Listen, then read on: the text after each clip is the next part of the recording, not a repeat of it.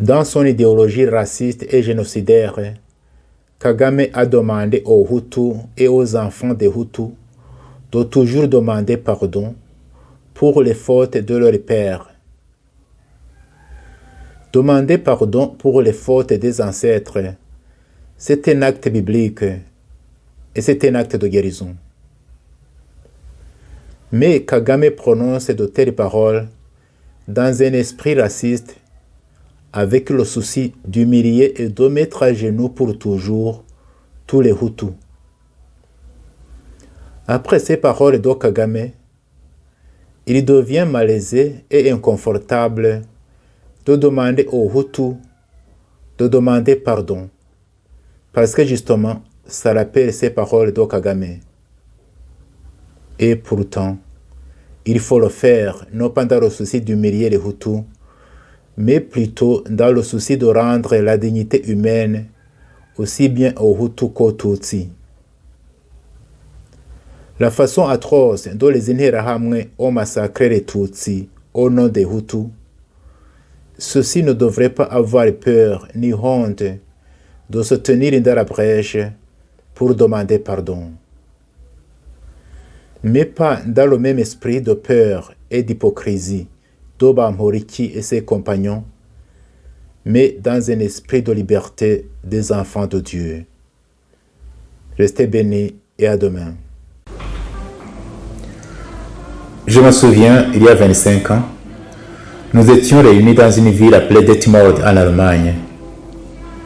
Nous étions des Hutus, des Tutsis et des Européens qui avaient vécu au Rwanda et qui connaissaient bien le pays.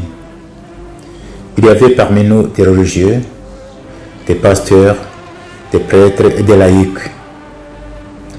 Nous avions passé toute une semaine dans une communion de prière et de partage fraternel.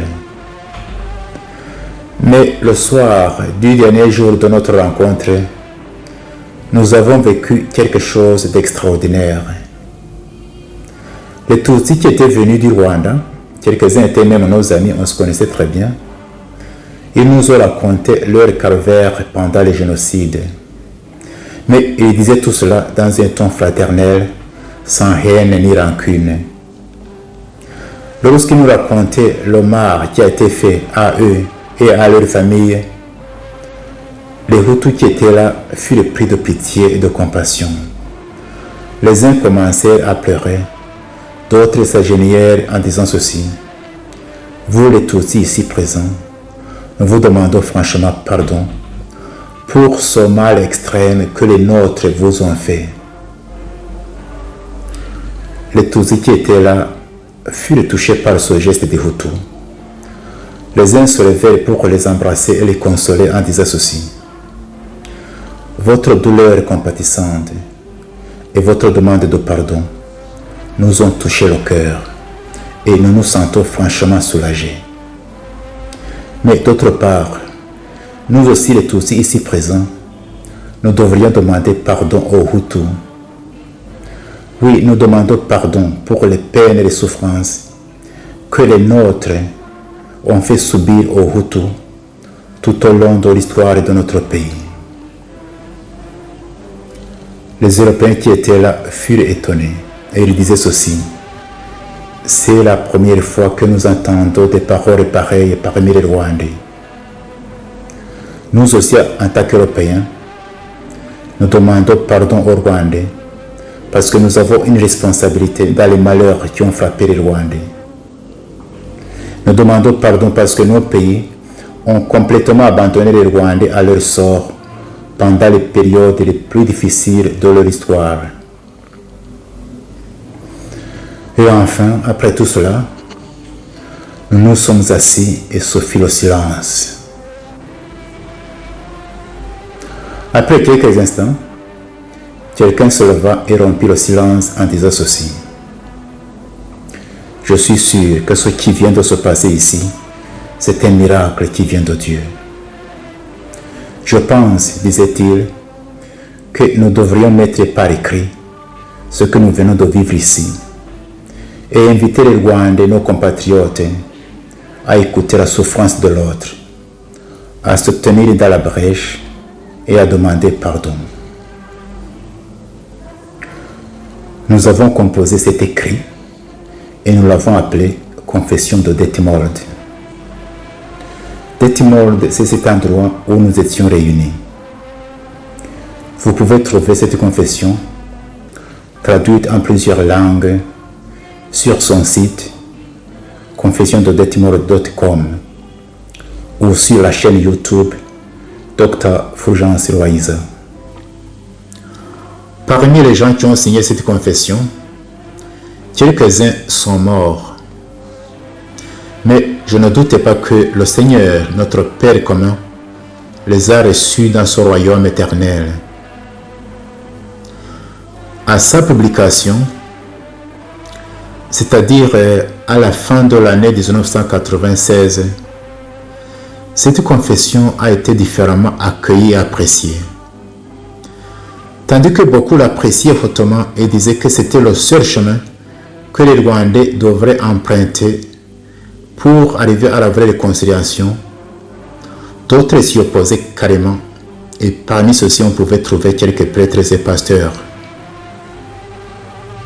J'ai même entendu qu'à la radio Rwanda, à ce moment-là, on aurait diffusé la confession des Hutus seulement et laissé de côté la confession des Tutsis.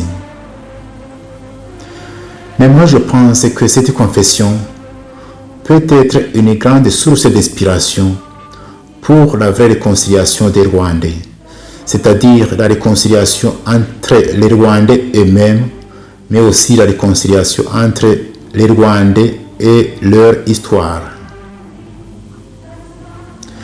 Et ainsi les aider à sortir de cette impasse d'accusations mutuelles devant les tragédies qui ont endeuillé les Rwandais.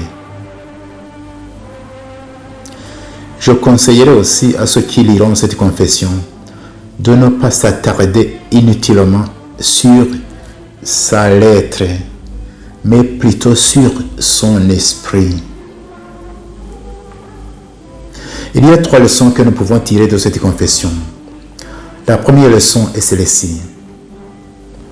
N'aie pas peur d'écouter la souffrance de l'autre et de la laisser pénétrer ton cœur. Deuxième leçon. N'aie pas peur d'exprimer tes propres souffrances, tes peines, tes peurs, mais alors sans haine ni rancune.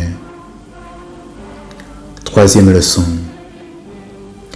N'aie pas peur de demander pardon à ce que tu as fait souffrir. Et si par hasard tu vis avec les victimes dont les bourreaux sont morts, et si d'autre part tu as des liens quelconques, réels ou perçus, proches ou lointains, avec ces bourreaux, n'aie pas peur de te tenir dans la brèche et de demander pardon. Comme ça, d'une façon presque miraculeuse, tu vas soigner beaucoup de blessures des Rwandais, des blessures du présent et du passé. Comme cette année, cette confession va célébrer son 25e anniversaire, je viendrai chaque jour tout au long de cette année sur cette chaîne pour voir voies et moyens de bâtir un Rwanda où il fait beau de vivre pour tous les enfants du Rwanda.